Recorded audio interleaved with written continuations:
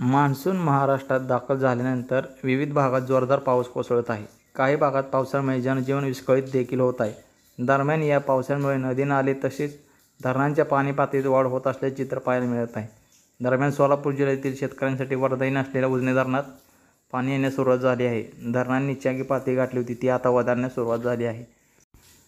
यंदाच्या भीषण दुष्काळी स्थितीमुळे उजनी धरण 44 वर्षाच्या निच्चांकी पातळीत गेले होते. एका बाजूला चिंता वाढत चाललेली असताना गेल्या 3 ते 4 दिवसांपासून सुरू असलेल्या पावसामुळे धरणात जवळपास 1 TMC पाण्याची वाढ झाली आहे. यंदा उजनीची सर्वात निच्चांकी म्हणजे 59.99% पाणी गाठल्याने प्रशासन आणि बळीराजाची चिंता वाढली होती. यातच निच्चांकी पातळीमुळे उजनीवरील सर्व योजना जवळपास बंद पडल्या होत्या. मात्र गेल्या 4 दिवसांपासून मान्सूनच्या आगमनाने जोरदार पावसाला सुरुवात झाली आहे.